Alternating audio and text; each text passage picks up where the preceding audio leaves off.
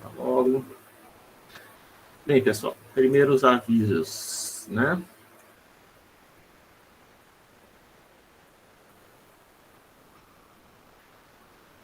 Tá meio preocupado porque tá meio apertado esse semestre, mas parece que vai dar tudo certo, né? Eu coloquei aqui no calendário para vocês, né? Aqueles links, se vocês forem lá no Google Calendar, né? Deixa eu apresentar, né? Tá compartilhando sua tela, assim, ok. Deixa eu colocar o MyFire. Então, se vocês forem lá no Calendar, né? Eu já coloquei aqui as aulas vídeos, né? Que é para na lista, direto para a lista do YouTube, que tem todas as aulas postadas até agora. Então tem as aulas dessa semana, mas eu vou postar ainda essa semana.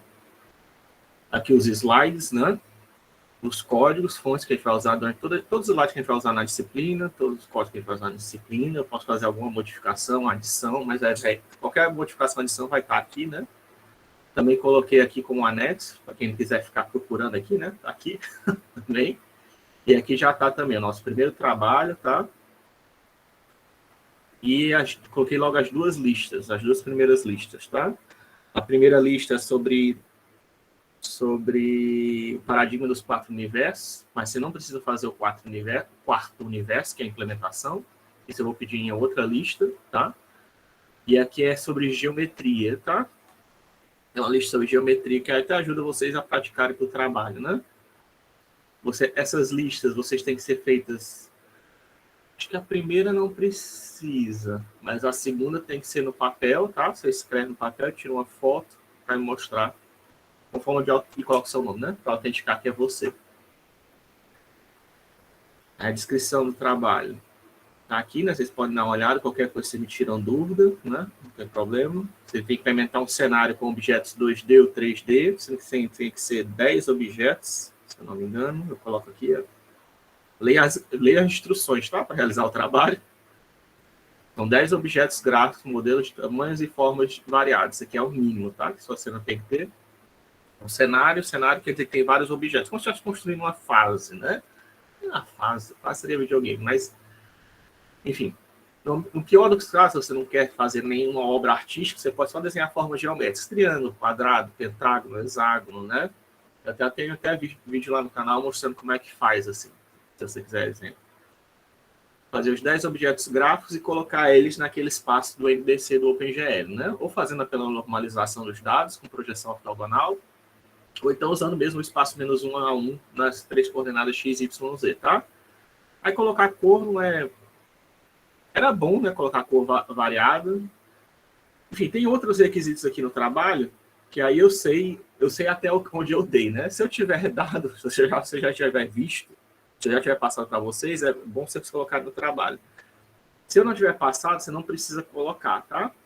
Cores a gente viu, né? A gente não viu a teoria de cores, né? Mas os exemplos que eu mostro para vocês, né? No OpenGL, todos têm cores, né? Então não custa nada, coloca uma cor única para cada objeto, né? Mas aí, para 3D, eu queria que vocês tentassem colocar mais, né? Porque fazer projeção em perspectiva em 3D é fácil, né? Câmera, luz, né? Para quem está usando os programas, né? Do Blender, da Unity, tá? Tem até aqui, trabalhos que não foram feitos em Python, para trabalhos feitos em Python Jupyter, né? Os requisitos são diferentes, tá? Mas eu sei, se não tiver passado o conteúdo que está exigindo aqui, você não precisa implementar, tá? O mínimo que eu quero ver é isso, tá? Os 10 objetos gráficos, formando um cenário no espaço 3D, com a cor variada para cada objeto, tá? Aqui são extras que podem aumentar. Se você fizer os extras, qual é a vontade de fazer os extras, né? Se você cumprir tudo. Quer dizer que, de repente, na hora de corrigir sua lista, eu posso te dar um ponto a mais, né? Eu posso te fazer aumentar, eu posso ser mais, levar em consideração, né? Sua correção das suas listas.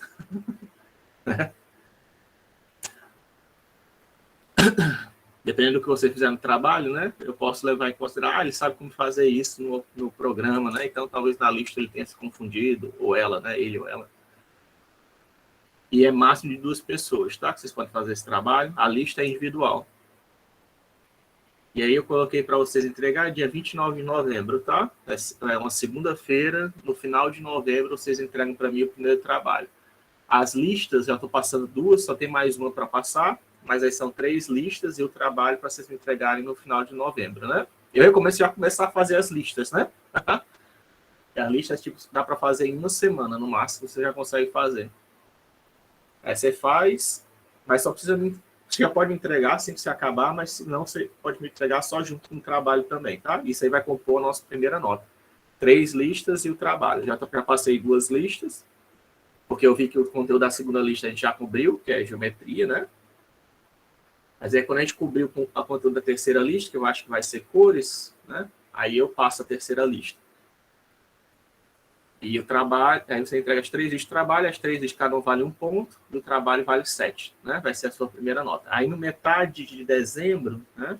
Metade de dezembro por aí, eu vou passar o segundo trabalho, e aí vocês têm até janeiro, né? Final do semestre para me entregarem o segundo trabalho, né?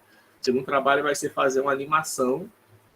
Eu recomendo que você use o seu primeiro trabalho para fazer isso. Então, tenha isso em mente, tá?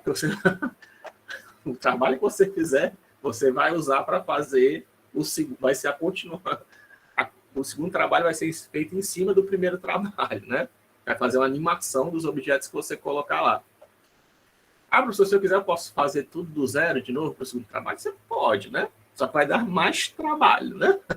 Eu estou falando isso para poupar trabalho para vocês. Você já constrói o cenário, né? Já pensando no futuro que você vai animar aquilo, né? Que aí você não faz 2 vezes a mesma coisa. Mas se você quiser fazer, tudo bem, não tem problema não. É melhor até, né? Para se você quiser praticar, mas eu sei que vocês têm outras disciplinas, né? Vocês têm outros afazeres na vida de vocês, né? Então também não quero. Por isso que eu estou falando para você, né? Já faça pensando que você depois vai ter que animar isso, né? Que é o segundo trabalho, né? Não, você vai fazer uma continuação e trabalhar apenas o necessário para vocês terem uma nota na disciplina, né? Então, para vocês conseguirem fazer o que a disciplina requer, né? Na verdade, né? Se você cumprir todos os objetivos, você tira 10, né? Não é que eu falei com fazer o mínimo só para tirar nota mínima, não é isso não, tá? É só para você não ter que você pode fazer mais trabalho, né? Se você quiser, mas o ideal para você não ficar muito atarefado, como vocês podem ter outras disciplinas, é você tentar usar o primeiro trabalho para o segundo também, certo?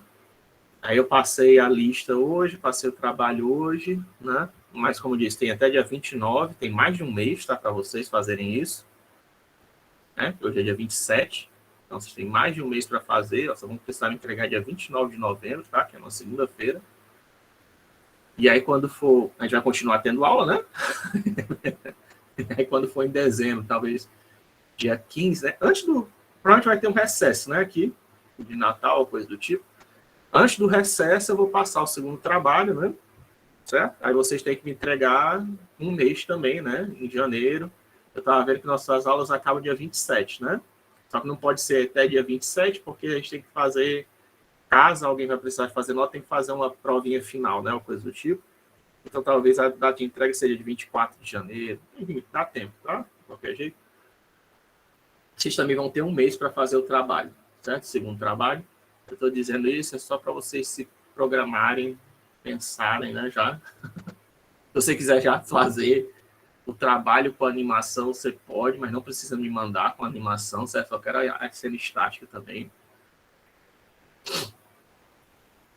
Porque não tem nem a descrição do segundo trabalho, né? Ainda. Aí aqui, deixa eu ver, a lista 2. A lista 1. Agora eu queria fazer... Não digite na folha, escreva em papel, tire foto do seu trabalho, ou escaneie, né? Também pode ser. Aqui é só sobre geometria, essa lista. Você fazer média para calcular o centro geométrico. Aí calcule o comprimento dos vetores, que é produto escalar, né?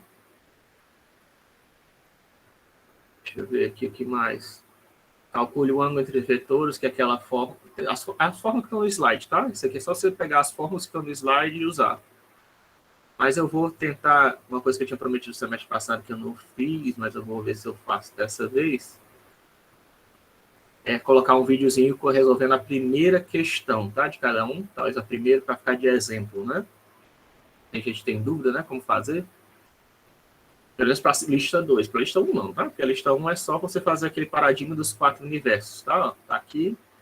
Aí, por exemplo, segundo paradigma do 4 universos, modele uma cadeira. Aí o que você vai fazer? Você vai colocar, por exemplo, a foto de uma cadeira. Por que tem que colocar a foto de uma cadeira? Foto de cadeira que você pega do Google, tá? Porque eu tenho que saber, existem vários modelos diferentes de cadeira, né? Tem cadeira gamer, tem cadeira de escritório, cadeira, sei lá, de chefe, cadeira de ornamentada, né? Qual é a cadeira que você está pegando para saber qual é a cadeira que você vai modelar, tá?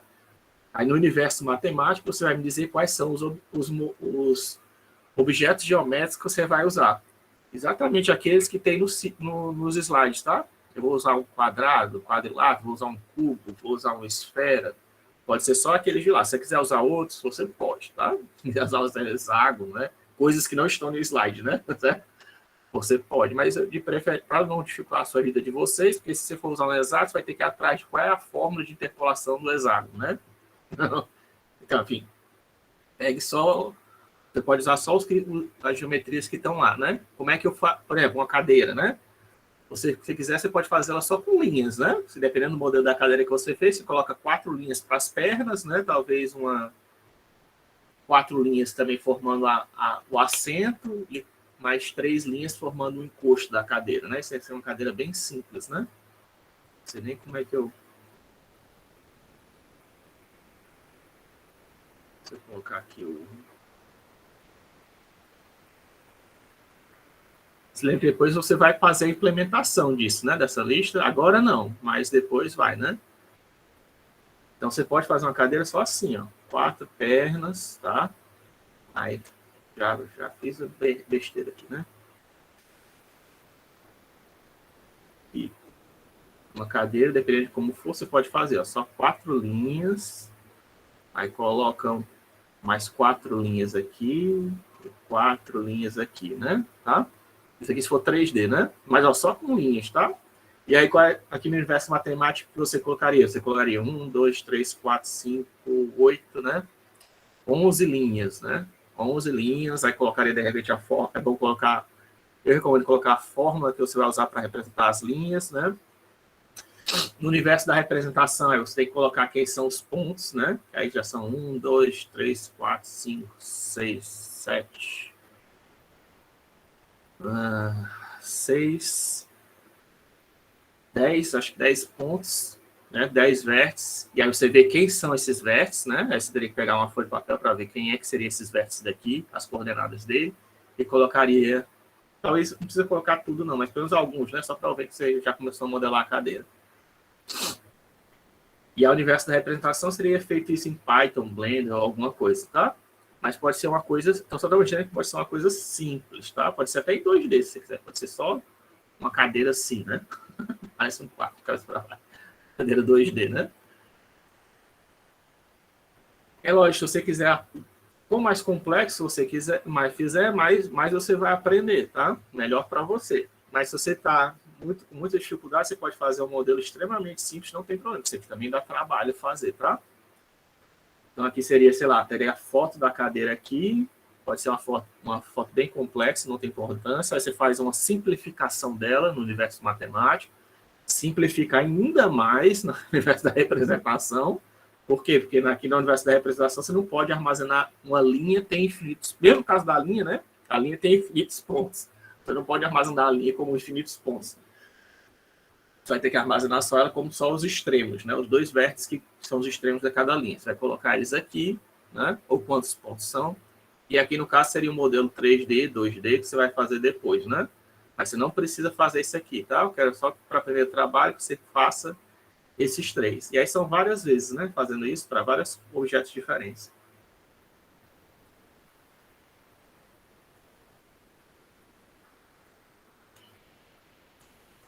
Né?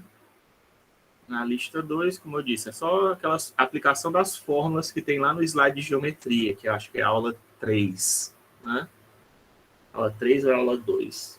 Acho que é aula 2, inclusive. Né? Aula 3 é a instalação de ferramentas, aula 4 é sobre OpenGL, aula 2 é sobre geometria, aula 1 é sobre introdução à computação gráfica e o paradigma dos 4 universos. Né? Então, pronto, na aula 1 tem o paradigma dos 4 universos, que é o assunto dessa primeira lista. Na aula 2 tem a geometria, se eu não me engano, é isso, tá? Na aula 2 tem a geometria, que é o assunto da segunda lista, aí depois vem instalação e configuração de ferramentas e a teoria do OpenGL, que é para vocês fazerem o trabalho, né? Fora os exemplos, que tem lá os códigos. E agora a gente vai continuar a nossa matéria com cores, né? Tinha uma matéria hoje. Discutir sobre formação de cores hoje. Outro aviso, para terminar os avisos, né? Qualquer dúvida pode entrar em contato comigo, e-mail, WhatsApp, né? Qualquer dúvida do trabalho e tal, né? Só não tente. Eu, às vezes, demoro, tá? Para responder e-mails, logo avisando, e-mail ou coisa do WhatsApp. Então, se você deixar assim, se você quiser tirar dúvida do trabalho na última semana de entrega, provavelmente você não vai ter resposta minha, tá? Não, você. É melhor só você já até começar a tentar fazer o trabalho para ter dúvidas e eu ter tempo de responder. Até porque você pode dizer, professor, eu te mandei um e-mail, você já viu, estou com um problema lá no trabalho, eu vou lá, olho o seu e-mail e tal, tá? Enquanto antes, então, melhor você tentar logo fazer o trabalho, você ter suas dúvidas, tirar suas dúvidas aqui comigo antes ou depois da aula e você ir resolvendo, né? Deixar para resolver o trabalho na última semana, provavelmente você não vai conseguir tirar suas dúvidas comigo, tá? Só avisando.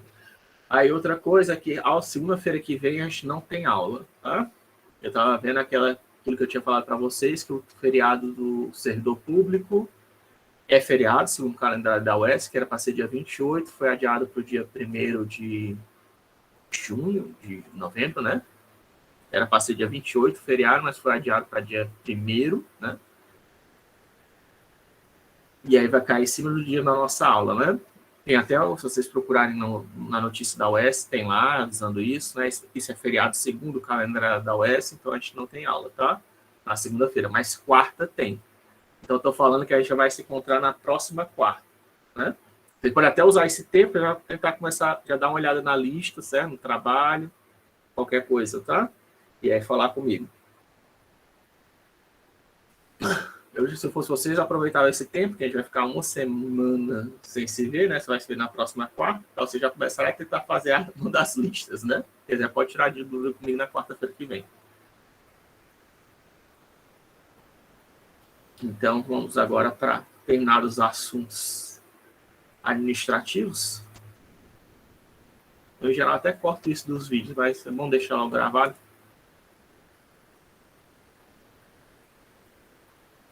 Falar sobre cores, né? Então, cores é um dos assuntos que eu acho mais, um dos assuntos que mais, além daquela fórmula de interpolação linear, né, que eu já bati na tecla para vocês que é super importante, né? Você pode derivar todas as outras fórmulas de interpolação através dela, inclusive fazer curvas de Bézier, né? Enfim, a gente viu várias aplicações dela. Agora, o próximo assunto mais importante que tem é cores, tá? E cores é um assunto complexo. Isso aqui é estudado em artes, é estudado em design, é estudado em vários cursos que tem esse tópico, né? Você pode encontrar ele visto sob diferentes perspectivas. Um artista escrevendo sobre cores vai falar de um jeito, um físico falando sobre cores vai explicar de outro jeito, um cientista da computação gráfica como eu vai falar de outro jeito. Cada pessoa vai se focar, um engenheiro vai falar de outro jeito, certo? Então tem várias maneiras, é um assunto complexo, pode ser abordado de várias maneiras diferentes, tá? Eu tento trazer assim o máximo que eu sei sobre esse assunto para vocês, mas é um assunto assim, se vocês quiserem estudar mesmo, certo? Vocês vão ter que, muito provavelmente vocês vão ter que, não basta só a referência, aquele livro do Luiz Velho, ou então o livro oficial da disciplina para isso, não, tá? Aqueles livros de computação gráfica que eu passo, eles só dão assim muito por cima do assunto, né? Vocês vão ver que o slide aqui eu já vou um pouquinho mais fundo que os livros, tá? Se vocês quiserem, vocês podem ir até mais além do que isso, certo? Então, por exemplo, aqui eu já começo no slide com esse problema aqui, para vocês terem a noção de qual o problema, né, das cores. Esse aqui é um vestido, né, que é azul com preto, se não me engano. E aí, devido com o cara mexe com um manipulador, um operador gráfico, né, mexeu no Photoshop, ele ficou parecendo que as cores eram branco com dourado, né? Mas esse aqui é o vestido original, tá? O vestido original é esse aqui, azul com preto, tá? Mas o cara conseguiu mexer nas cores de uma maneira que criou essa ilusão, tá? Não é que ele tenha invertido as cores, não, tá? Não é que ele tenha modificado as cores, fazendo algum efeito gráfico em cima do vestido, não. É que ele mexeu nas propriedades de saturação, tá? E claridade, que a gente vai ver, né, ao longo desses slides. E ele consegue, o nosso olho acaba confundindo o nosso olho. A mesma coisa esse tênis aqui, que é um tênis rosa, que ele fica meio esverdeado aqui, né? Tem gente que enxerga como bege, né? Enfim. Também é a mesma coisa, porque ele está mexendo na propriedade das cores, tá? As cores têm a propriedade, né? Tem várias propriedades que podem ser usadas para cores. As mais comuns é saturação e claridade, tá? Saturação é o quê? Saturação é o quanto a cor está misturado com outras cores, isso quem diz a saturação. E tem também a claridade, que aí diz justamente qual a intensidade de luz, é uma aproximação da intensidade de luz que está chegando no nosso olho, tá? Por exemplo, a luz intensa é considerado branco, né? O branco seria considerado a luz mais intensa que existe, tá? Enquanto o preto é a ausência de luz, né? Aí as gradações entre o preto e o branco pode ser chamado de claridade, pode ser chamado de brilho, tá? Existe uma diferençazinha entre isso. A gente vai falar mais tarde. Claridade e brilho não é a mesma coisa, mas porque depende de como a gente vai analisar, sabe? Nossa percepção do que é brilho, né? Porque uma coisa é o que a lanterna, a luz está emitindo de energia. Outro fator é o que a gente percebe daquela energia que está sendo emitida por um objeto luminoso. E se a gente quiser, a gente ainda pode comparar aquele fator percebido com outro, com uma referência, né? Aí, dependendo da referência que você fizer, você pode dar diferentes nomes, né, para isso. Pode ser brilho, pode claridade, né? Pode ser vários outros nomes diferentes, né? Que significam essencialmente a mesma coisa, mas aí pode ter um referencial diferente, ou pode não ter referencial nenhum, mas é sempre através da nossa percepção, tá? No caso de brilho e claridade, em geral, a gente está considerando a nossa percepção, não é a medição do aparelho, não. Para isso, né, para a gente saber o quanto de luz se mete, a gente tem que usar um aparelhinho desse, ó. Não sei se vocês estão vendo.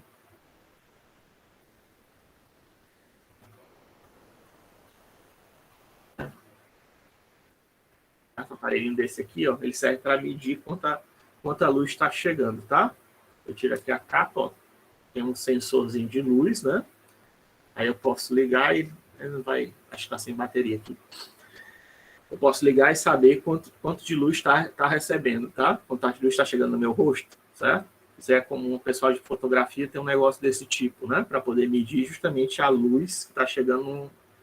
Quando eles vão usar flash, né, no estúdio, aí ele quer saber qual a quantidade de luz está chegando em determinada parte do rosto, ele pode colocar, deixa eu medir aqui e aqui, né? Para ver se precisa colocar mais luz, né? Para iluminar o rosto direitinho. Eles usam isso, né? Um light meter, né? Um medidor de luz, né? Luxímetro, também chamado. Tem outros nomes, tá? Para isso. Não é o único aparelho que existe, não, tá? Mas é lógico que isso aqui influencia nas cores, né? A luz, ela influencia diretamente nas cores, né? Você pode ver que essa parte mais iluminada do meu rosto, né? Ela tá mais clara, né? Tá mais brilhante. Enquanto que essa parte aqui que tem menos luz está mais escura. Embora seja, vamos assumir que a minha pele tem a mesma cor, certo? Seja uniforme. Não é, tá?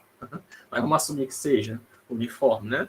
Aqui seja todo, sei lá, rosa, né? Meu rosto seja todo rosa. Se meu rosto é todo rosa, ainda assim, essa parte aqui vai ser um rosa mais escuro e essa parte aqui vai ser um rosa mais claro. Por quê? Porque essa parte aqui está mais próximo de uma fonte luminosa, né? Então, a luz, ela afeta como a gente vê as cores, né? Sem luz, a gente não vê cor nenhuma, né? E mexendo nas propriedades das cores, né? A gente pode criar essas ilusões de ótica, né? A gente pode enganar nosso cérebro, né? Dependendo do nosso cérebro, as pessoas... Isso aqui é só para mostrar que dependendo como o nosso cérebro interpreta as cores, diferentes pessoas podem perceber as cores diferentes, de forma diferente, tá? Não existe assim... Por isso que cores é um assunto complicado, né? Por causa disso também depende de como a gente percebe, o nosso cérebro interpreta as cores, né? Tem cores, por exemplo, que não existem na natureza, que é o nosso cérebro que cria aquelas cores, né?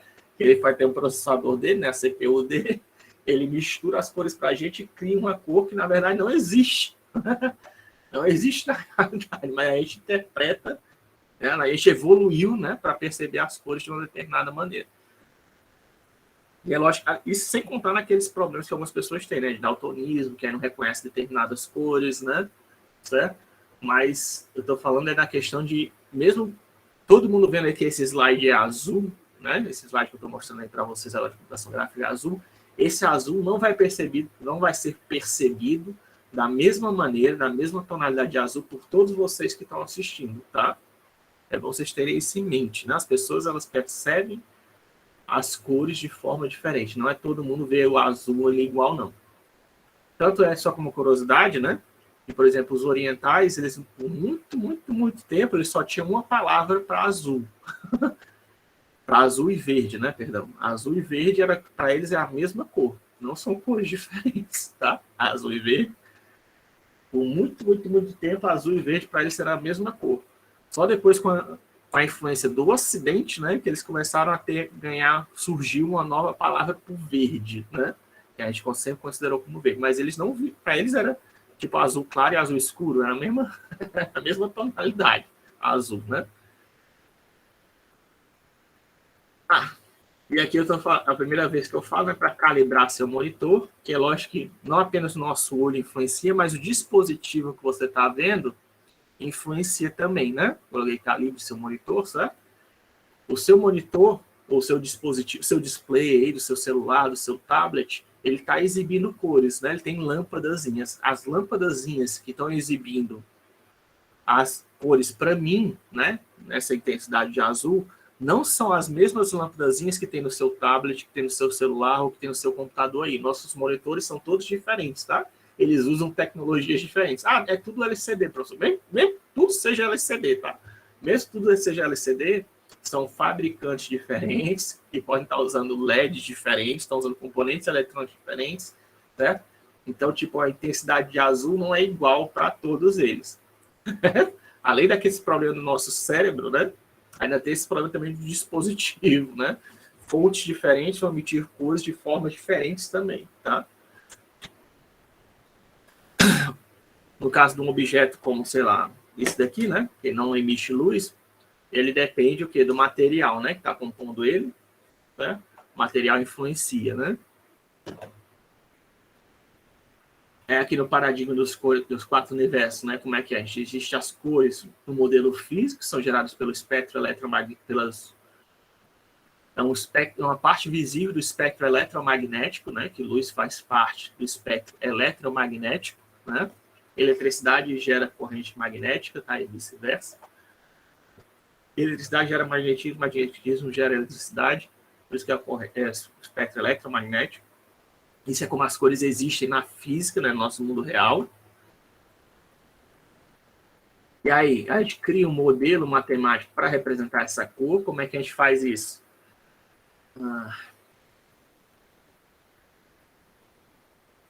Como ele é uma onda, né? A gente tem tipo um diagrama de frequência de ondas, tá? Uma função que aí, dependendo da frequência luminosa, certo? Isso aqui seria todo o espectro de frequências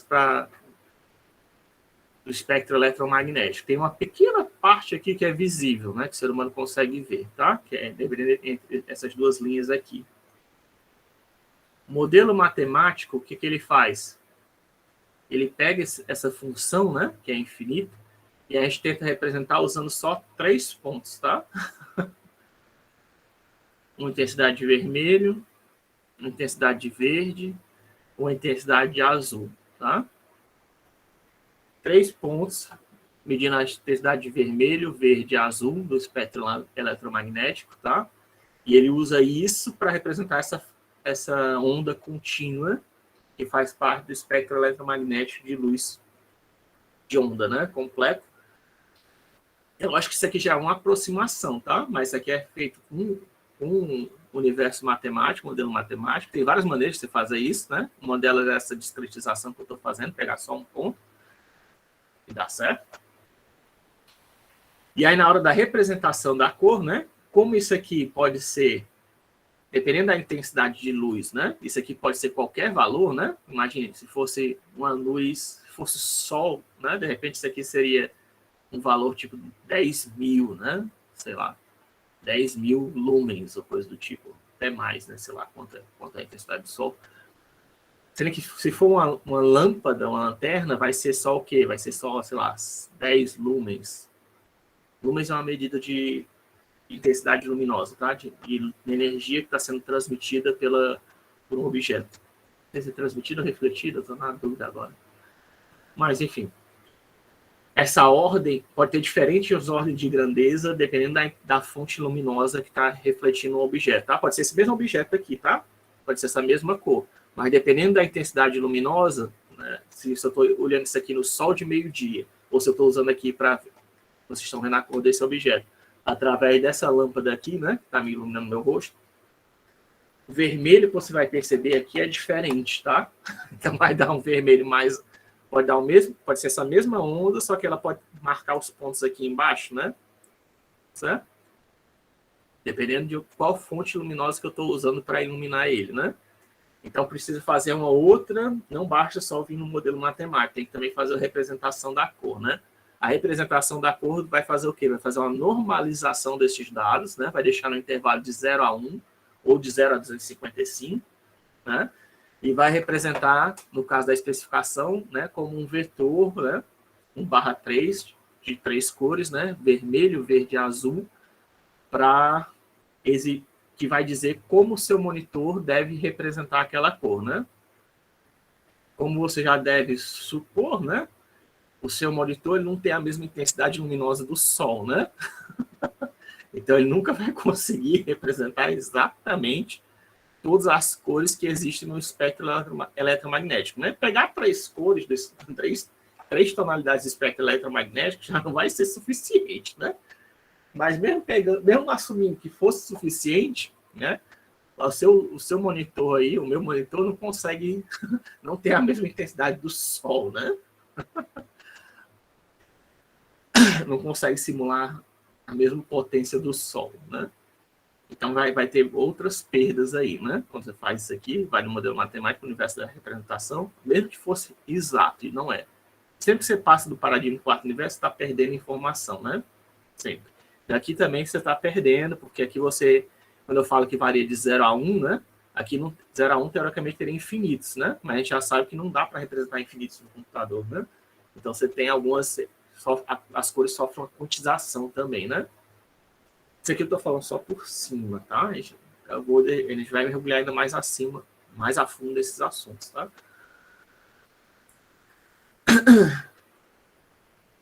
Aqui tem até, né, algumas áreas de estudo, por exemplo, que você pode estudar, né? Colorimetria, radiometria, né? Fotometria, né? Aqui é uma história, né, da criação das cores, né? Só para você ter uma ideia. Quem começou a estudar isso, obviamente, foram os artistas, né? Começaram a se envolver com cores, principalmente foi lá na época Leonardo da Vinci e o Leone Battista Alberti, foram eles que mexeram nesse assunto, né? Foram os artistas. Apesar de a gente usar o vermelho, verde e azul como default, quem descobriu isso foi o Young, né? Se não me engano, tem aqui o nome dele. Aí em algum lugar. É o Thomas Young. Ok, não? Eu não coloquei, eu vou colocar o nome dele, é para estar aí. Ele percebeu que nossos olhos humanos, eles são mais sensíveis justamente nesse padrão, tá? Nessas 3 intensidades, nessas 3 frequências do espectro eletromagnético. No vermelho, no verde e no azul, tá? O azul seria as ondas de maior frequência e menor comprimento de onda. É a cor predominante que a gente percebe nessas regiões de máxima, né? Maiores do eletromagnético, do espectro magnético que a gente consegue perceber, de máxima frequência, né? nas regiões de mínima frequência e máximo e maior comprimento de onda, né? Por sua vez, o principal cor que a gente percebe é o vermelho, e no meio, né, seria a intensidade, os valores médios, né, é o verde, tá? Que a gente percebe mais. Quem percebeu isso foi o Thomas Young, que é um cientista, apesar de ter o experimento clássico do Newton, né, que ele usa um prisma para decompor as cores, né, para ver que o branco ele é formado pela união de todas as cores, né? Isso é pelo menos um modelo aditivo de luz, tá? E existe também o modelo subtrativo, que é o que é usado pelos artistas, tá? Apesar disso, quem mesmo percebeu esse sistema do RGB, né, para os olhos foi o Young, né? O Newton ele percebeu que as cores, a luz, né? Ele era um físico, ele percebeu que a luz branca é composta por outras cores, né? Isso é chamada teoria ativa de luz, né? Mas quem desenvolveu a teoria subtrativa da luz foram os artistas, principalmente, tá? Os artistas, porque por que existem essas duas formas, né? Aditiva e subtrativa. A forma aditiva das cores é quando você está analisando as cores a partir de uma fonte luminosa, tá? O nosso monitor, né? A tela do seu celular, a tela do seu iPad, do seu tablet, certo? Você olhar para o sol, certo? Você está olhando diretamente para a fonte luminosa, para uma fonte luminosa. Isso aí é chamado de modelo aditivo de luz. Mas se você está olhando para um objeto como esse daqui, ele não emite luz, né? Ou então a Lua também não emite luz, ela só reflete luz, né? Esse processo de refletir luz, né? E tem várias maneiras de você fazer isso, é um processo complexo, tá? E aí já não é chamado mais de adição, né? Porque não está sendo. Porque as luzes, nesse caso, elas não se compõem mais por adição, mas por subtração, né? Nesse caso aqui, por exemplo, mesmo que a luz branca esteja acertando esse objeto, o que está acontecendo? A luz branca, como a experiência de Newton mostrou, ele tem todas as ondas do espectro eletromagnético, né? Mas quando acerta esse objeto que é vermelho, né? O que está acontecendo? Ele está refletindo apenas as regiões menores do espectro eletromagnético, né? De menor frequência e maior comprimento de onda, certo? Ele está subtraindo, apesar da luz que está acertando ele ser branca, ele está subtraindo todas as outras frequências que estão sendo absorvidas, estão quicando lá dentro do objeto, ou estão se perdendo, ficando quicando lá dentro do objeto, ou estão atravessando e indo para outro canto. Mas estão sendo absorvidas por ele. O que ele está refletindo de volta para o nosso olho é justamente o quê? Só as tonalidades de vermelho, certo? Por isso que é chamado de teoria subtrativa das luzes, né? Quem desenvolveu mais isso são os artistas, tá? Quem estudou mais isso. O pessoal por isso que eu falei aquela história, né? Que tem, dependendo de quem você fala, é um processo diferente, porque os físicos, normalmente, quando eles falam de cores, estão falando de cores no modelo aditivo. Se você olhar os artistas, eles estão falando de cores, mas estão falando do modelo subtrativo. Eles querem misturar tintas, né, para produzir uma determinada tonalidade de cor. Ou seja, quer subtrair cores do espectro de uma fonte luminosa para produzir uma determinada cor que eles querem alcançar. Ou então eles querem fazer algum tipo de efeito que engana o nosso olho a enxergar determinadas cores diferentes que nem foram usadas no quadro dele, né? Mas é bom vocês saberem que existem esses dois padrões, né? Primeiro existem os dois padrões, modelo aditivo e subtrativo, mas quem desenvolveu mesmo, né, o principal, foi o Newton, mas também o Newton e o Thomas Young. E existem vários modelos de cores, tá? Possíveis. O RGB é só o que é o padrão atual, né? Que a gente usa. Mas já existe a CIA, que é a Comissão Internacional de Luz, um órgão, Commission Internationale d'Éclairage, né? Commission Internationale d'Éclairage, é um órgão francês. Ele já está desenvolvendo um novo padrão de cores que usaria 4, tá? E aí a gente vai ver que é uma questão de contraste, certo? O CIELAB.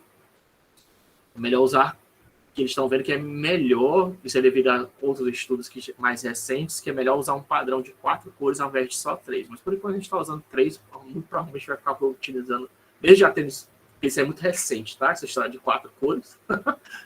Muito provavelmente, por muito tempo, a gente ainda vai usar essas 3 cores nos monitores, e por muito tempo ainda. Até que a pessoa atualizar todos os monitores, vai ter que trocar toda a tecnologia que o pessoal está usando, né? enfim.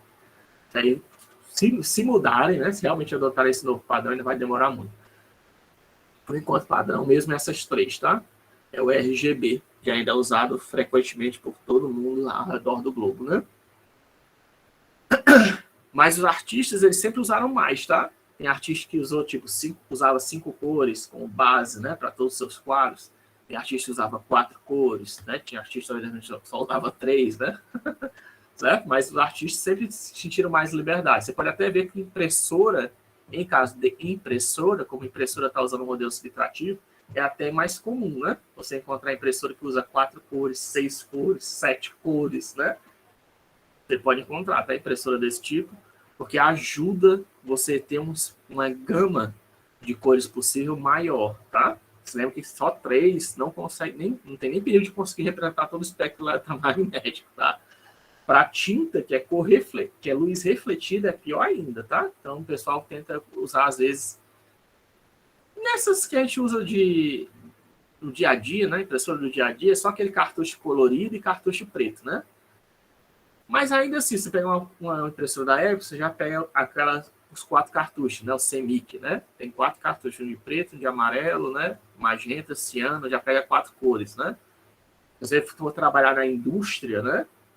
Numa gráfica, ou então em algum processo que faça edição, né? Você vai ver que tem impressoras que usam até mais cores, tá? De repente, trabalhar na produção de jornal, de uma revista, ou sei lá, onde for que vocês forem trabalhar no futuro, mesmo que você vá trabalhar na parte de computação, né? Você vai ver uma máquina zona lá, né? Uma impressora zona que usa bem mais cores que isso, tá? Para produzir uma qualidade de cores melhor, né? Na revista, no jornal, seja lá onde for, né? Ele está querendo imprimir. Mas se for...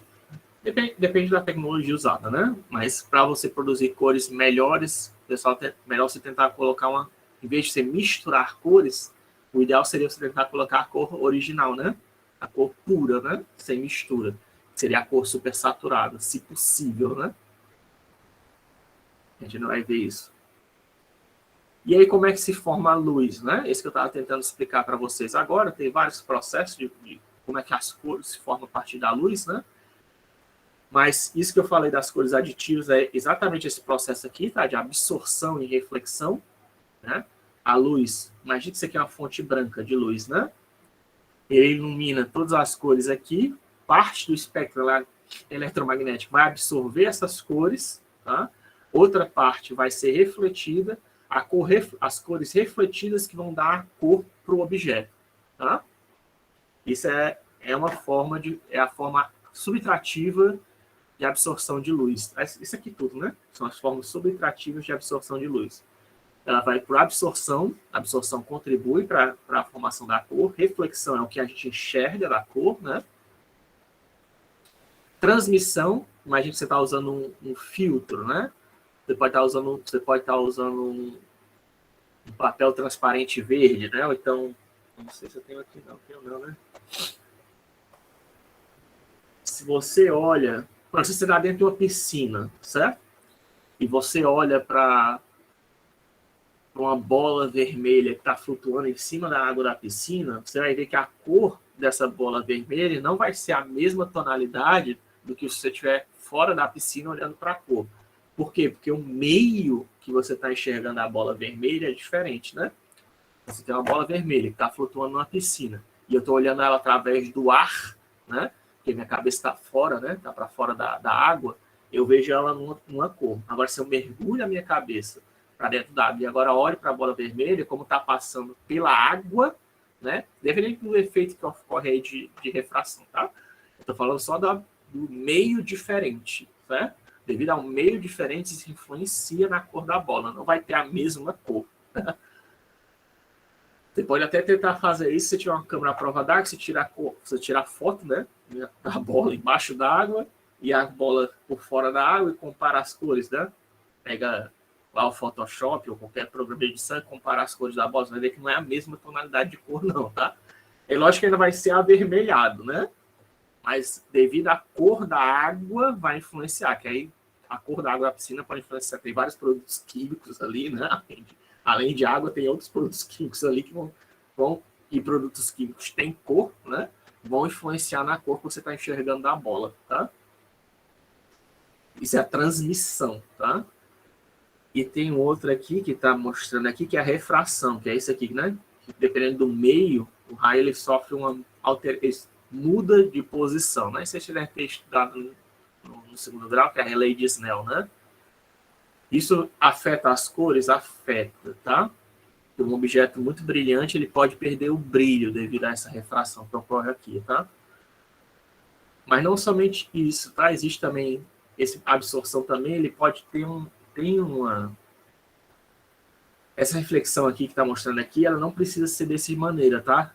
Ela bate e já volta, não. Isso aqui seria praticamente um espelho, né? Pode acontecer da luz, ela entrar um pouco no objeto, né? Ela entra no objeto, quica lá dentro e depois sai, né? Tá na direção do nosso olho. Isso é chamado de subsurface scattering, tá? Que é espalhamento de subsuperfície, tá?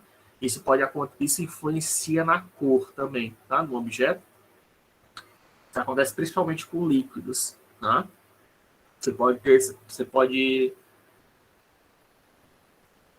Isso vai influenciar na cor, o quanto ele é absorvido, mas mesmo que ele, dependendo da composição química do líquido que você está vendo, ele pode ser parcialmente absorvido e refletido de volta.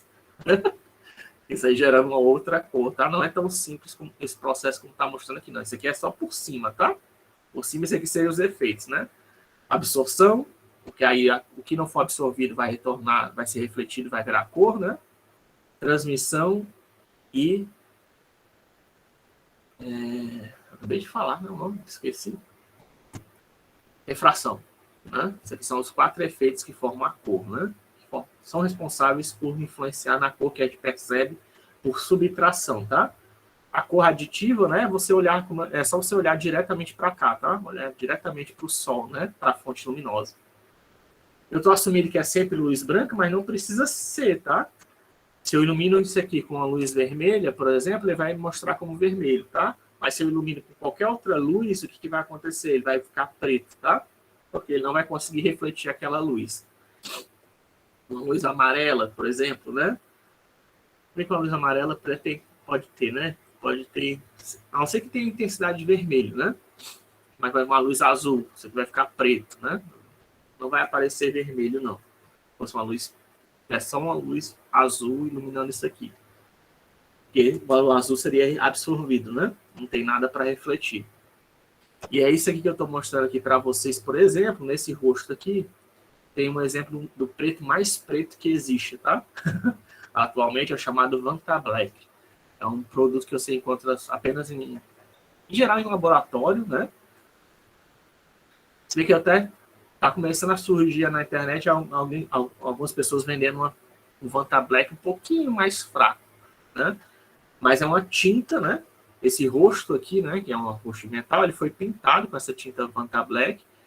E aí, devido à iluminação, você não consegue enxergar. Dependendo da iluminação do ambiente, você não consegue mais enxergar os detalhes do rosto dessa estátua aqui, porque foi tudo pintado de preto. E é um preto tão profundo, né? Sei lá, se não me engano, o Vanta Black, o mais simples que tem é 95% de absorção da luz, né? 95% 95% de absorção da luz, você só vai conseguir enxergar esses detalhes do rosto se você pegar uma lanterna e iluminar bem de perto do rosto, tá? Aí você vai conseguir perceber os detalhes do rosto. Mas sem isso, você olhando para uma iluminação como está agora aqui desse quarto, você não vai conseguir enxergar. Vai ser como se tivesse um buraco negro. Né?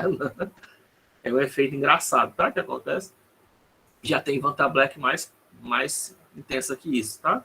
Tem até um vídeo aqui no YouTube, que eu coloquei aqui, depois vocês podem ver nos slides, do cara demonstrando isso, tá? Ele comprou ele faz experimentos, né, científicos, e ele pegou essa tinta para demonstrar, né? Ele tem uma lanterna que é não sei quantos 1000 lumens, né? E ele é tão intensa que até pega fogo se você tentar iluminar a lanterna com uma folha de papel, que aí ele consegue mostrar que ainda tem detalhe, que dá para ver os detalhes usando essa lanterna dele, tá? Mas na visão normal, na luz normal que vem na maioria dessas lâmpadas que a gente usa, né? Tem que ter uma intensidade baixa, não tem uma intensidade tão alta, você não consegue ver os detalhes, né? Usado de um rosto quando ele é pintado por essa tinta preta.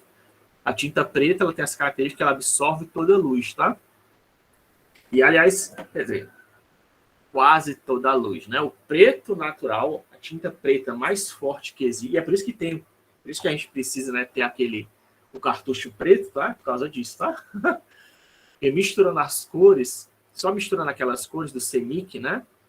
Você não consegue produzir o preto natural, tá? O máximo que você consegue produzir é uma variação de cinza.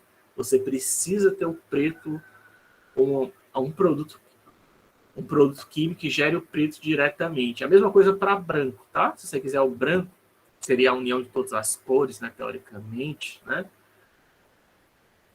Na verdade, teria que refletir todas as cores. É o ideal que você compre uma tinta branca, né? Não sei se já trabalharam com arte ou não, mas para você poder pintar branco ou preto, melhor você comprar tinta branca ou comprar tinta preta.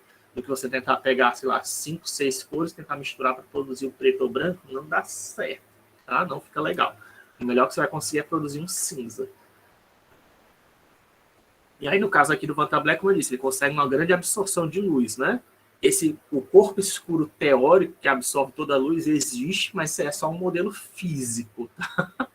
Na física, né, você tem aquelas situações perfeitas, né, que a gente imagina, e um desses objetos perfeitos da física que a gente imagina é justamente o objeto escuro perfeito, né, que absorve toda a luz.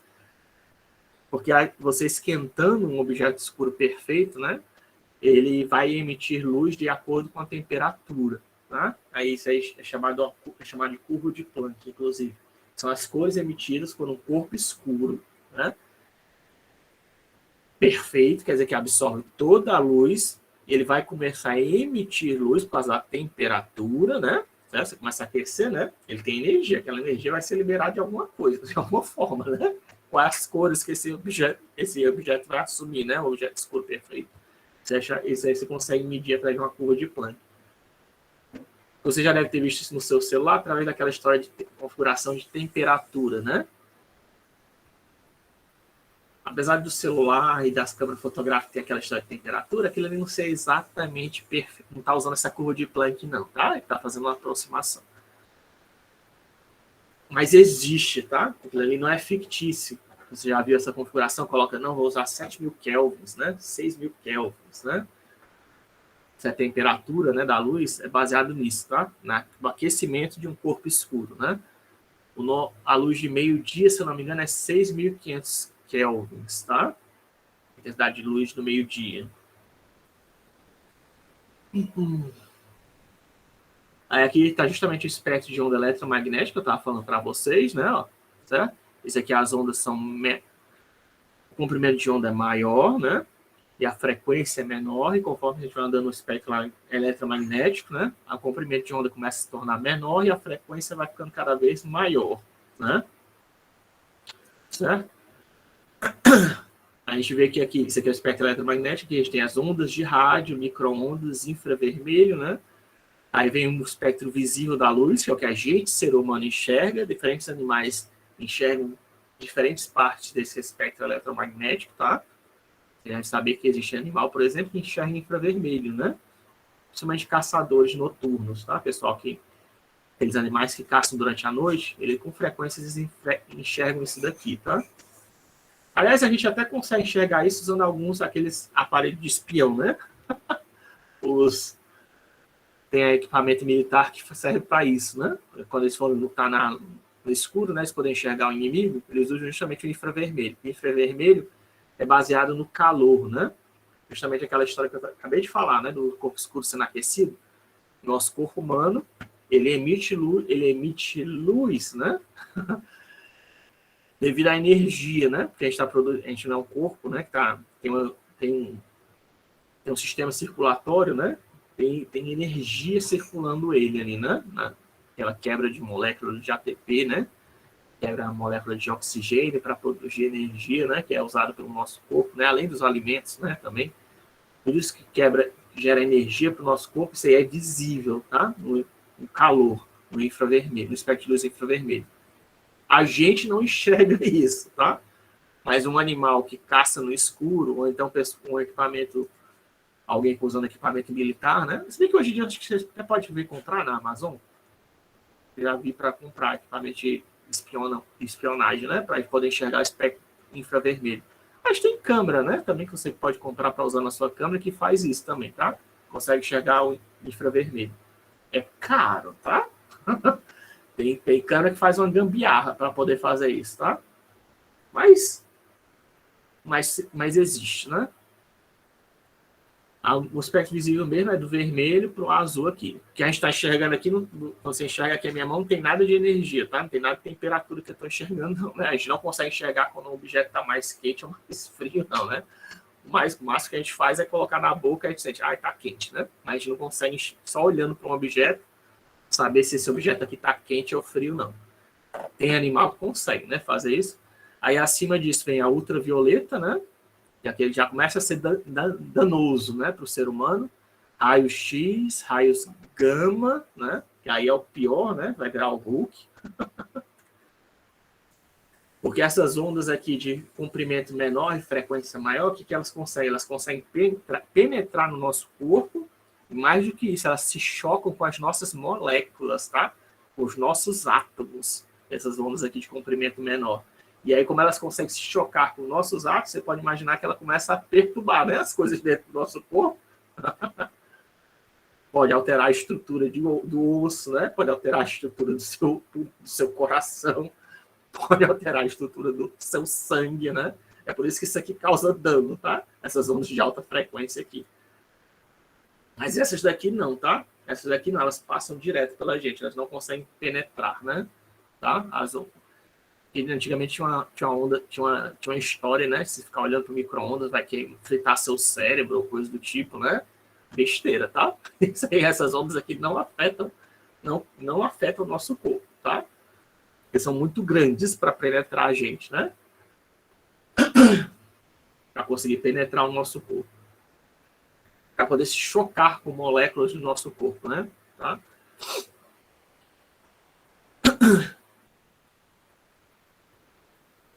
Enfim, como eu falei, ó, num extremo tem um azul, vermelho, no outro extremo é o azul e no meio é o verde, tá? Você pode perceber ou não, o que o ser humano consegue perceber com mais facilidade é o verde, tá? Justamente porque ele está no meio do espectro visível de luz, é o que a gente consegue perceber com mais facilidade, tá? É a tonalidade verde. Inclusive, a gente percebe o verde como sendo mais intenso do que o vermelho ou o azul, tá? O nosso olho, tá?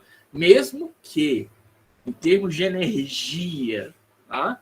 Ou de amplitude, o vermelho, o verde e o azul possam ter a mesma amplitude, possam estar carregando a mesma quantidade de energia, a mesma claridade, né? Ou o mesmo brilho, o nosso olho vai sempre perceber o verde como mais intenso, tá? A gente evoluiu para perceber o verde. Por que aí, né? Isso é pesquisa para os biólogos, né? Por que a gente percebe melhor o verde, né? Talvez porque em algum momento o ser humano era herbívoro, né? O herbívoro consumia mais coisas verdes, né? Aí a gente tinha que procurar, né, alimento, né? Alimento verde, né? Para facilitar a gente poder encontrar alimento, pode ser, né? Eu sei que o ser humano pode comer carne e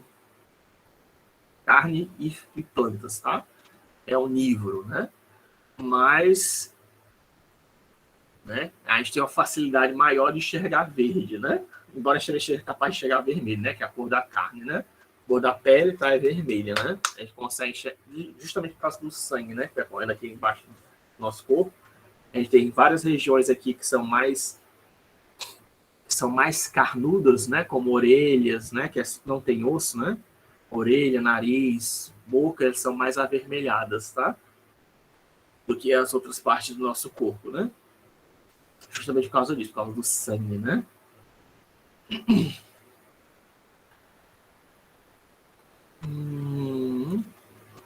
Aí aqui é o nosso olho, né? Como a gente percebe luz. Eu quero que vocês percebam aqui que tem os cones e os bastonetes, tá? Os cones é esse aqui, ó, vermelho, azul e verde. E os bastonetes são esses bastãozinhos aqui. São duas formas que a gente usa para enxergar o olho, tá? O nosso olho, ele não tem uma visão perfeita que nem a câmera, tá? A câmera, ela consegue perceber toda... Ela tem uma posição de foco, né? Claro, mas ela, em teoria, você consegue aumentar o foco, região de foco, de tal maneira que tudo que está aparecendo na fotografia fique bem definido, fique em foco. É possível fazer isso, né? Com câmera. Com o olho, não, tá? O olho, a gente tem uma pequena região que a gente enxerga em foco, e tudo que está longe desse centro, ele começa a ficar embaçado, né? Conforme você colocar a sua mão aqui na frente de você, você está enxergando a sua mão em alta definição. Conforme você vai afastando aqui ela para o lado, continuar olhando aqui para frente, né? Você vê que ela vai ficando cada vez mais embaçada, e tem uma hora que ela some do seu campo de visão, né? Porque a nossa visão não é 180 graus, né? Ela só tem um campo de visão aqui que a gente consegue enxergar, né? Não é 180 graus, né? A gente não consegue enxergar, né? A gente não consegue enxergar atrás da gente, né? Seria 360, a gente não consegue enxergar. E nem consegue enxergar nem 180 graus. A gente só tem um campo de visão aqui limitado, que varia também para cada pessoa. E desse cone, a gente só tem, acho que é 2 graus, só para vocês terem ideia, né? Do que a gente consegue enxergar, um conezinho aqui de 2 graus aqui em cima do olho, que a gente consegue enxergar bem definido, tá? E aí dessa região ainda tem um ponto cego, né? Tem um ponto cego que é no nosso olho, que é justamente onde está o nervo óptico, que liga o nosso olho ao cérebro, né? Onde ocorre essa ligação do nosso olho ao nosso cérebro, é um ponto cego nosso, tá? Que a gente não enxerga. Mas como é que a gente não vê um ponto preto na nossa visão, professor? Porque a gente tem 2 olhos, né? A gente tem 2 olhos, cada um tem um ponto cego diferente, e nosso cérebro é inteligente o suficiente para pegar o quê? Pegar as duas imagens geradas pelo olho esquerdo e pelo olho direito, pelo olho esquerdo, no meu caso, unir as duas e preencher o espaço preto, né, que deveria ser do ponto cego, com criar outra, com que o outro olho está enxergando. Certo? Isso é um processamento de imagem, né, que o nosso cérebro, um dos processamentos de imagem que o nosso cérebro faz, tá? Essa complementação dessas 2 imagens. Aliás, a união dessas 2 imagens é o que também permite a gente enxergar em 3D, né? E é por isso que câmera, se você quiser capturar, tirar foto 3D, né? Você precisa ter pelo menos 2 câmeras no seu celular, tá? Para poder agir como nossos olhos, né? E é porque eu falei dessa história dos cones e dos bastonetes, tá? Porque, em geral, os 2 são ativados, né, o tempo todo, mas só que os bastonetes, eles são mais ativos durante a noite, tá? À noite, os mais sensíveis à baixa intensidade luminosa são os bastonetes. E eles não percebem cor, tá? Com muita facilidade. Então, se você estiver numa região escura, certo? Você vai ver tudo, a gente vai enxergar basicamente em escala de cinza, né? Se você estiver num lugar mal iluminado, a gente vai enxergar praticamente em escala de cinza. E o pior, tá? Os bastonetes, eu falei que tem essa regiãozinha, né, que é bem definida. Nessa regiãozinha do nosso olho, que é para onde a gente está apontando, que tem a maior definição, tem uma quantidade pequena de bastonetes, tá?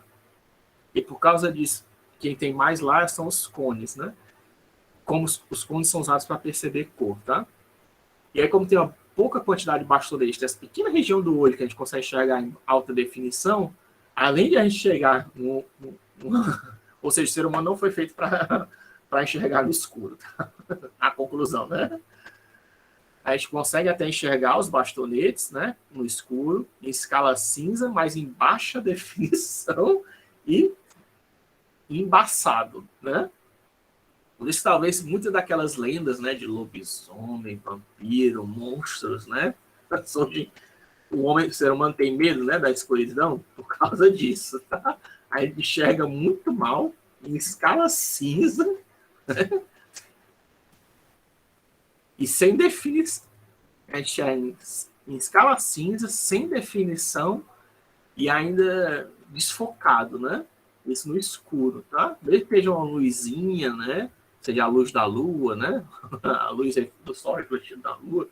Ainda assim, a nossa visão é muito ruim. É feita só para a gente ter uma noção que tem alguma coisa se mexendo ali e a gente poder sair correndo.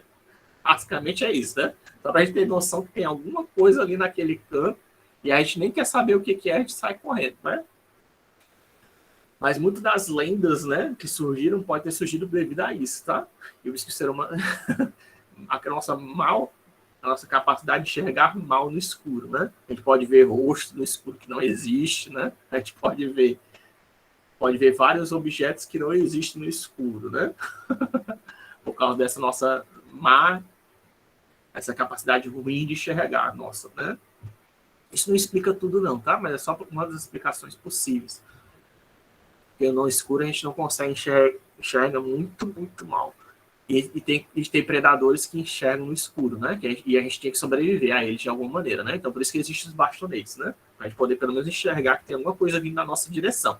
Mas o que, né? Não fique para esperar para ver o que é, para ser morto, né? Os cones, né? Que tem aqui, estão até pintados aqui de vermelho, verde e azul, eles têm essas sensibilidades, tá? Mais para essas três intensidades luminosas. Mas isso não é perfeito, tá? Não é uma intensidade assim, percebe só o vermelho de uma determinada frequência, não. É mais uma curva, né? É uma curva, o pessoal usa curva de Bell, né? Para isso, uma curva de percepção, né? Mais um negócio desse tipo aqui, assim, tipo vermelho, verde, entendeu? E azul. É uma curva de percepção, tá? Não é uma vermelho, verde, azul, não, tá? É uma curva de percepção. Esse cone verde, ele percebe mais o verde, né? Mas ele é uma curva de percepção. Esse cone vermelho aqui, ele percebe uma curva de várias intensidades de vermelho, né? E o azul, ele percebe várias intensidades de azul, do mesmo jeito, né? Isso é como o nosso olho percebe, tá? As cores. Como é que o cara descobriu isso? Fazendo testes, tá? Ele pegou vários seres humanos, né? Lá o Yang. Aí, qual é a cor que você percebe aqui? Né? Qual é a cor que você percebe aqui? Pega aqui uma lanterna e tente reproduzir essa cor, né? Ou três lanternas, né? De vermelho, verde e azul, e tente reproduzir essa cor aqui, né? Aí fez teste com várias pessoas. Bem poucas, né? Pessoas, acho que foi 7. Foi poucas pessoas, mas ele conseguiu gerar. E você pode fazer o mesmo experimento, se você estiver na dúvida, né, com outras pessoas, para você ver que você gera essas cones de percepção da luz, né? É aquilo que eu estava falando para vocês, né, questão da nossa visão, né, que é só 130 graus em média, tá?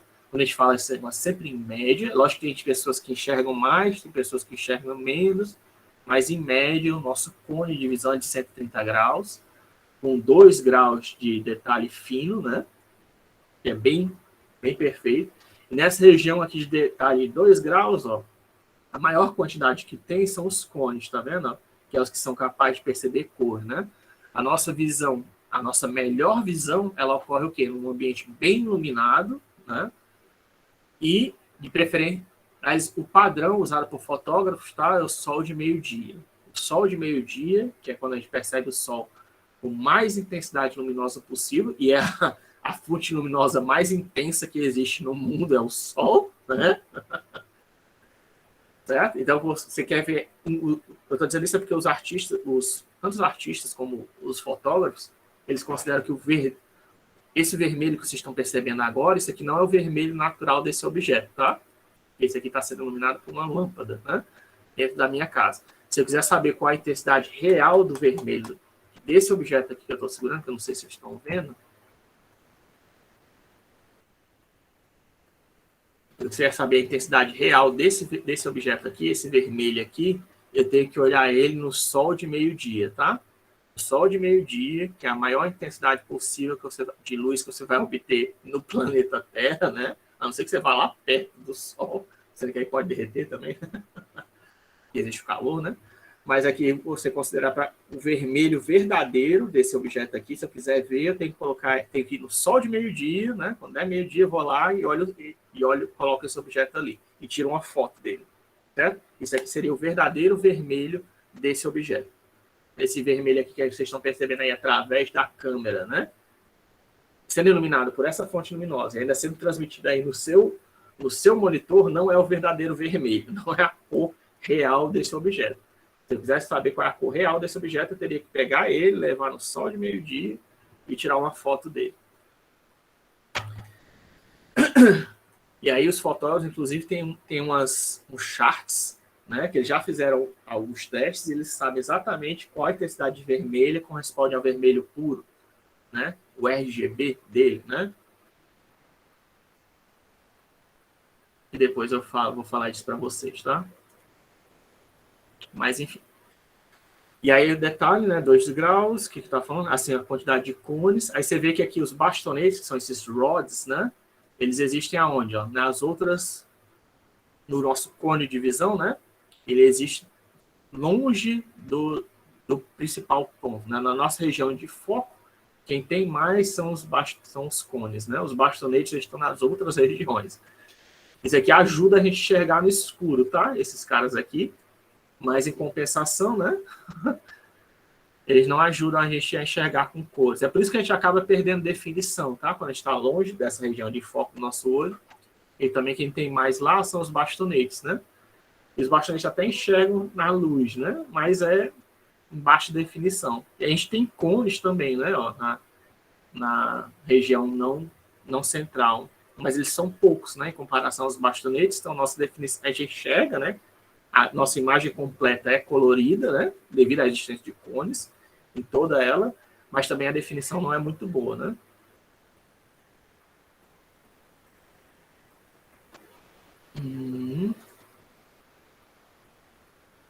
Aí aqui é só para vocês terem essa noção, né, que os elementos químicos, em geral, eles absorvem, refletem luz, todos os elementos químicos, né? Esse aqui estou falando do espectro subtrativo da luz, tá? Aqui, por exemplo, ó, aqui no caso, ele está usando o modelo RGB, né? Só para vocês terem aquela noção visual do que eu estava falando, né? O RGB, os 3 LEDs RGB no máximo vão produzir um branco, tá? Para tinta isso não acontece, né? Mas para ondas luminosas você consegue, tá? Para fontes luminosas você consegue só com 3 cores já produzir branco, tá? Na verdade até com 2 cores dá para você fazer isso, se você quiser. Com 2 cores você já consegue produzir branco. Mas aqui no caso está usando os 3, né? RGB, certo? E aí o RGB está acertando aqui um objeto que seria do tipo ciano. Aí você vê o quê? Que o vermelho foi absorvido e foi refletido de volta para nós só os LEDs azul e verde, né? E produziu ciano. Aqui também, ó, um objeto magenta. As 3 intensidades de LED que foram emitidas pelo nosso monitor, né? O nosso display, que está sendo usado para ver esses slides agora. Acertou um objeto ciano, é o verde absorvido, só o vermelho e o azul são refletidos e produz o magenta, né? E o amarelo é produzido o quê? O vermelho e o verde são refletidos de volta para o nosso olho, enquanto todo o azul é absorvido por um objeto amarelo, certo? E aqui tem outros, né? Também, quando é o azul puro, né? Quer dizer que o vermelho e o verde foram absorvidos. O vermelho quer dizer que o azul e o verde foram absorvidos, né? E um verde quer dizer que o azul e o vermelho foram absorvidos, né? Nesse caso aqui, ele misturou. Tá vendo que pode acontecer isso aqui? É porque você pode ter dentro de um objeto, você pode ter materiais diferentes, né? Então, se tiver um material magenta e um material ciano, né? Acontece aquele efeito que eu falei para você de subsurface scattering, né? Ele entra, né? Tem parte que é absorvido, só que aí encontra outro objeto, ele é refletido de volta, né? E aí acaba você produzindo uma cor diferente, né? Então, afeta, né? Porque os objetos, em geral, eles não são feitos, embora seja muito comum quando a gente está considerando, né? Um objeto ele é todo feito de ouro, né? Isso aí quando a gente está estudando física, né? Ele é todo feito de ferro, ou ele é todo feito de, sei lá, de plástico, né? Mas dos objetos do mundo real, eles não são feitos assim, né? Eles são feitos, de repente, é um anel de chumbo que é refletido, que é coberto de ouro, né? Certo? Então, esses 2 materiais aí, eles influenciam, tá? Na cor do anel, que a luz ela penetra, né, dentro consegue a luz, né, aliás o espectro eletromagnético, né, ele consegue penetrar dentro do anel, né, principalmente o Sol, né, o Sol ele emite todo o espectro eletromagnético, né, então ele consegue penetrar lá dentro do anel e ele vai gerar uma cor diferente, né, não apenas dependendo do horário do dia que você está está olhando, mas também do material que compõe aquele objeto. Vai produzir uma cor diferente, tá? E aí existem aparelhos que medem isso, né? Eu já mostrei para vocês um deles, né? Mostrei hoje aqui para vocês o luxímetro, mas também existe o espectrofotômetro, tá? O espectrofotômetro, ele permite que você... É usado... O espectrofotômetro tradicional ele é usado para medir líquidos, tá? Que é esse aparelhozinho aqui, ó. Mas existe, tá? Também para medir sólidos. Algum desses caras aqui também serve para fazer com sólido. Existe esse cara aqui que é um espectrofotômetro portátil, que tá, não sei se está caindo em desuso, faz um tempo que eu não vejo ele, mas que ele, teoricamente, ele conseguiria medir, ele usa para identificar que elementos químicos tem num produto. Não sei, aqui no Brasil parece que não fez sucesso, né? Não sei como é que está lá fora. Mas você poderia enxergar, por exemplo, se um produto está estragado usando ele, né? Você notaria a presença de um determinado elemento químico que aparece quando o componente está estragado, né? O espectrofotômetro, o que é o espectrofotômetro? Ele enxerga, você configura, né, uma frequência de luz e aí você consegue medir naquela frequência qual a intensidade que um determinado objeto, sólido ou líquido, está sendo refletido e está sendo absorvido por aquele objeto, né? E aí você consegue medir, se você quiser, todo o espectro visível, né? Como é que é o espectro visível de todo ele, né? Gerar essas curvas daqui, né? Ó. Gerar isso aqui, né? Ó. Onde tem preto, quer dizer que aquela intensidade foi absorvida, né? Você cria tipo uma espécie de código de barra, né? Para o elemento. Se eu colocar cálcio aqui no espectrofotômetro, eu vou poder gerar isso daqui, tá? E aí ver que determinadas partes estão sendo absorvidas. É através disso que eu sei que é cálcio, né? O hidrogênio já reflete, já tem só duas partes que são absorvidas, né? O resto tudo é refletido. O ferro é diferente, o magnésio é diferente, tá? Isso aqui é usado comumente em laboratório, pessoal de química, tá? O pessoal de química também usa cores, tá? Eles usam isso para analisar quais são os componentes que existem dentro de um remédio, né? Por exemplo. Para ver se as quantidades estão exatas, né? Um remédio ele tem que ter determinados componentes químicos em uma quantidade certa, né? Como é que você vai saber, como é que você vai medir isso, né? Para ter certeza que o remédio não está estragado, né? Por exemplo, para ter certeza da validade do determinado componente químico, usando um espectrofotômetro, tá? É uma das maneiras. Isso também é usado por astrofísicos, tá? Se eles querem medir, aí só que é diferente, né? O aparelho deles, mas para saber quais são os componentes que existem no planeta, né? No planeta Júpiter ou no planeta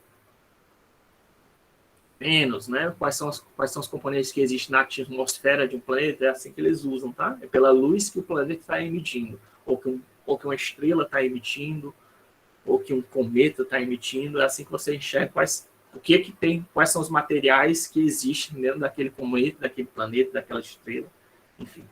Eles também usam isso, né? Atrás da luz a gente consegue identificar, né? Diferentes objetos, componentes químicos que podem existir dentro de um objeto. Aí aquilo que eu estava mostrando para vocês hoje, né? Já falei disso. Ainda tem. Isso aqui seria o espectro eletromagnético medido, tá? É porque aqui, nesse caso aqui, ele está em cores, né? Nesse cara aqui, ó. Aqui está mostrando todo o espectro eletromagnético, mas em cores super saturadas, tá? Quer dizer que não estão misturadas com nenhuma, certo? Isso aqui é o espectro visível de cores super saturado. Quer dizer que não tem brilho nem tem saturação aqui, tá? E está só mostrando aqui as cores refletidas. Mas o mais comum é você ver nesse formato aqui, tá? O espectro eletromagnético. E aqui você teria a frequência de luz, né? Sei lá, que começa do 0 e vai até 40.000, né? Hertz. A gente só enxerga numa faixinha aqui, tá? De, acho que é 700 Hz. Tinha ali no slide, né? Em algum lugar tinha aqui. Aqui tem 700, aqui tem um comprimento de onda, né? Mas você pode encontrar aqui é 780 nanômetros. 380 nanômetros vai estar em comprimento de onda, mas tem a frequência também. Não estou lembrado qual é a frequência. A frequência é o inverso do comprimento de onda, só que depende da velocidade também da luz, né?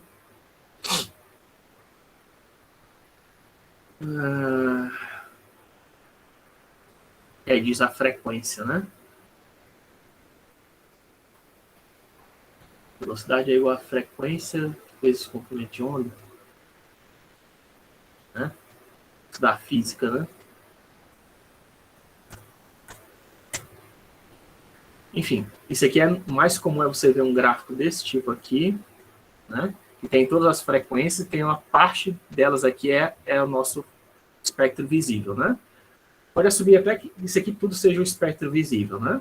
Isso aqui são diferentes intensidades da luz, né?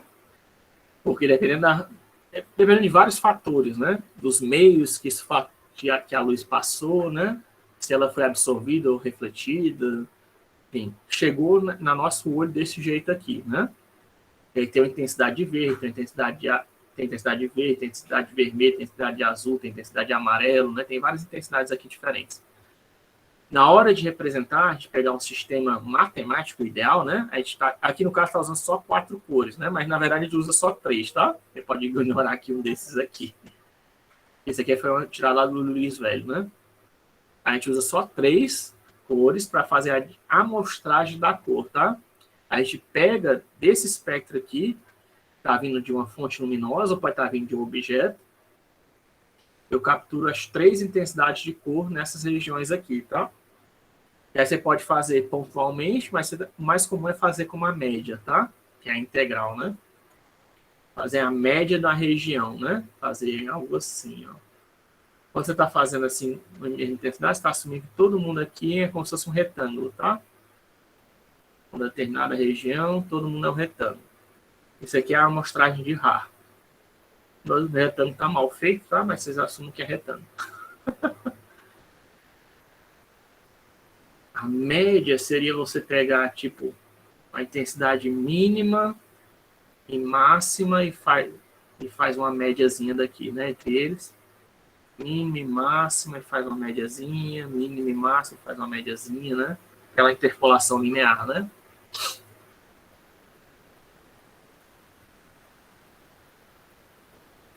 Tem várias maneiras de fazer essa amostragem. Você pega só 3 valores. A questão é essa, representando o vermelho, o verde e o azul.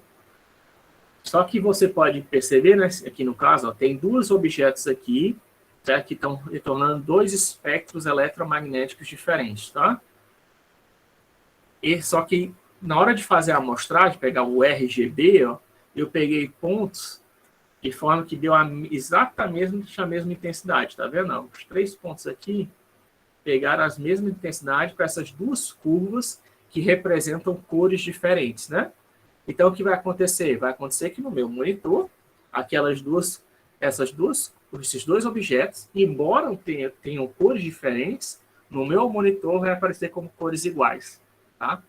Isso é um dos problemas do sistema RGB. Aliás, qualquer amostragem de cor que você faça, tá?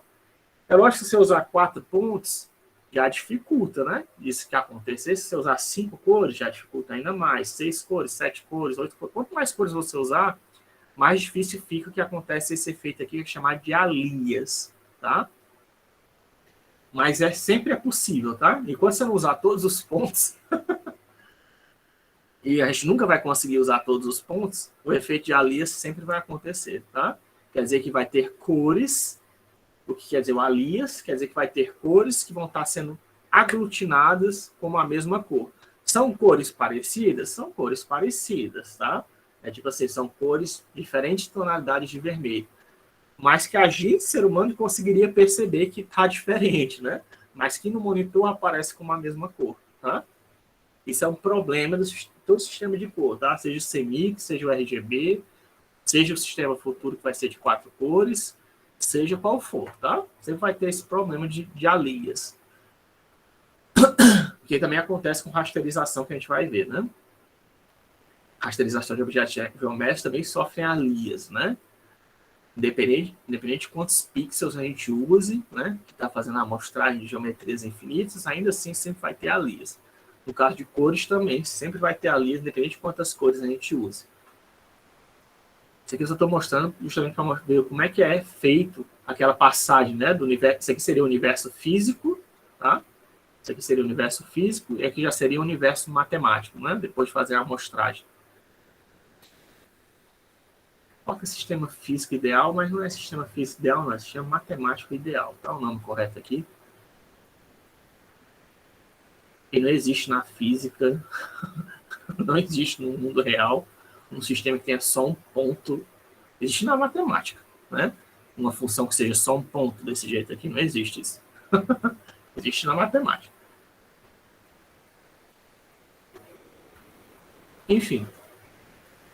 Mesmo temperatura ambiente, tá? Uma temperatura ambiente, se for medir a temperatura ambiente aqui, né?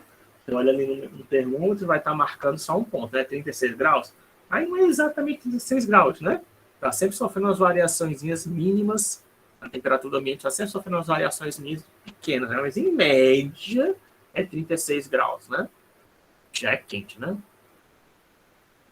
Assumindo, né, que a temperatura desse quarto aqui seja 36 graus.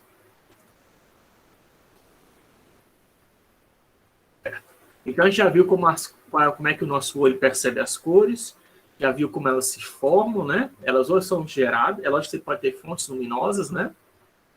Elas são você emite uma cor ou ela é refletida e aí ela é afetada pelo material do objeto que ela foi, se ela se chocou, né? Ou ela é transmitida, né? Ou a cor, a luz consegue atravessar um objeto, isso vai mudar a cor, ou então ela não consegue atravessar e parte é refletida, isso também afeta a cor do objeto, né?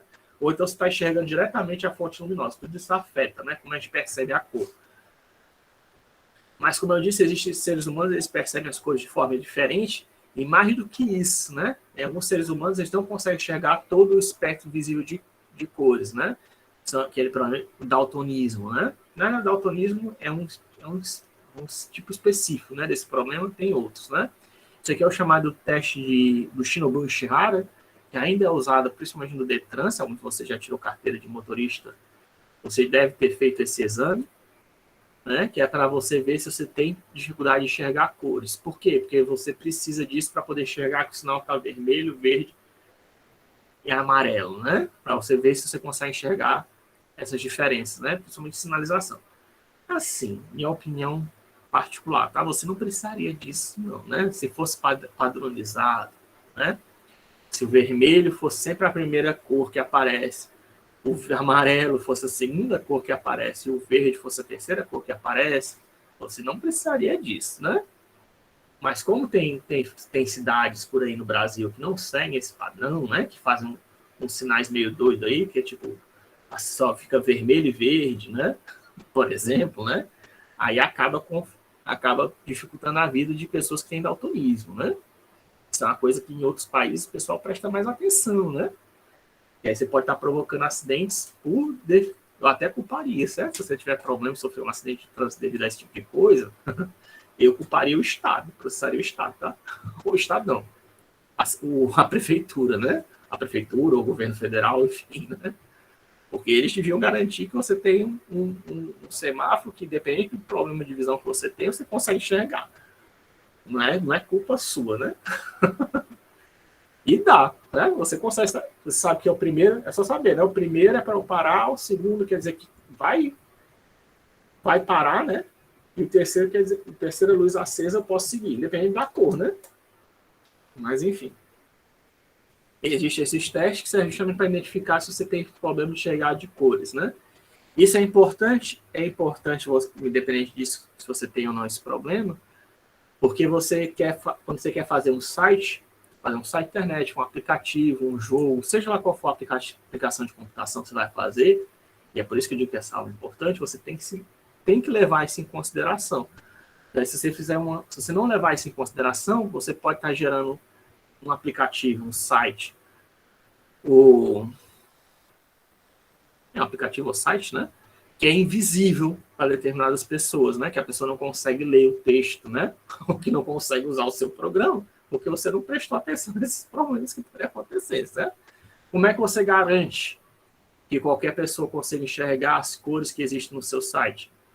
Aí existem princípios de design para isso, mas oficialmente, né? Assim, o método mais básico é você usar, garantir que existe um contraste das cores, tá? A gente vai ver que existe o círculo cromático, que você usando cores diametralmente opostas, ou então equidistantes, lá no espectro visível de cores, você garante que existe contraste suficientemente grande das cores para que qualquer pessoa consiga enxergar, tá? Mesmo que não exista, ela não consiga enxergar a diferença entre o vermelho e o verde, se você criar um contraste grande, por exemplo, colocando o vermelho mais claro e o verde mais escuro, certo? Mesmo que a pessoa enxergue em escala cinza, ela vai conseguir notar a diferença de brilho, tá entendendo? Então você consegue gerar isso, é chamado de contraste, tá? O quão diferente as cores são que você tá colocando. Agora, se você faz um site todo em vermelho, né? Eu espero que ninguém faça isso na vida de você. Mas se você fizer um site todo em gradações de vermelho, em gradações de amarelo, em gradações de verde, você vai estar gerando um site que algumas pessoas não vão conseguir enxergar, muito provavelmente, tá? Ou vão ter dificuldade em enxergar, né? A tradicional, né, o contraste maior que existe, tradicional, é o quê? O preto com branco, né? O preto com branco gera um bom contraste que é usado justamente para a gente escrever em papel, né? O papel é branco, a gente escreve com caneta preta ou azul, isso já gera contraste, né? Aliás, o branco com qualquer cor gera contraste e o preto com qualquer cor também gera contraste, tá? Em geral, né? Aí aqui são justamente a teoria das cores que eu estava falando. Deixa eu ver que horas são. Já estou passando um pouquinho, né? Eu vou continuar isso na próxima aula, então, a gente vai rever. Justamente eu falar essa questão das cores aditivas e as cores subtrativas, tá? Mas só para começar aqui, as cores aditivas são aqueles que emitem luz, fontes luminosas, né? O processo de formação das cores é diferente, porque você tem aquelas ondas do espectro eletromagnético, elas se combinam, né? Elas podem se combinar para produzir uma cor diferente, né? Ou então, mesmo que elas não se combinem, o nosso olho pode misturar as cores para produzir uma cor diferente, né? Não sei se vocês repararam, mas no espectro eletromagnético, né, não existe o rosa, né? Mas a gente enxerga rosa, né? Por que a gente enxerga rosa? Porque o nosso olho mistura as cores e ele produz uma cor que, na verdade, não existe, certo? Não existe na natureza. É uma cor que o nosso cérebro que nosso cérebro produz, né? É a maneira que o nosso cérebro interpreta aquela mistura de cores, tá? Existem outras cores desse tipo também, a gente vai ver. Mas existem as cores aditivas, que são aquelas que você está olhando diretamente para a luz, né? E tem as cores subtrativas, que você não está olhando para uma fonte luminosa, você está olhando para as cores refletidas, né? Que são aquelas usadas principalmente em pinturas, né? Por artistas, ou então também através de vitrais, né? Aqueles vitrais de igreja, que a luz está atravessando o meio, né? No caso aqui é um vidro, né? Um vidro colorido, a luz é branca, mas como está atravessando um vidro azul, a luz que está entrando dentro da igreja é uma luz azul, né? Tem algumas casas, isso aqui é mais comum de você ver em igrejas, tá? Mas tem algumas casas que eu já vi que tem. Antigamente era comum você ter tipo uma janelinha na porta de entrada da casa que tinha um vitralzinho, né? Que ela fazia um efeito bonitinho dentro da sua casa e também você poderia enxergar quem é que estava do outro lado da porta, né? Hoje em dia isso já não é muito usado porque as pessoas podem só quebrar, né, para invadir a sua casa, né? Mas antigamente a gente tinha. E se você vê umas casas, se você encontrar alguma casa aí antiga tombada por algum motivo, você de repente vai poder ver esse vitralzinho que eu estou falando. Eu já vi, né? Por exemplo, aqui em Fortaleza. Tem, né? É raro de encontrar, mas tem. Aí eu vou parar por aqui, porque já falou bastante coisa, né? A gente vai continuar na aula que vem, na próxima quarta-feira, né? Aí eu aproveito que já reviso um pouquinho, né? A gente continua falando mais de cores. Deixa eu parar a gravação. Agora eu tenho uma outra aula.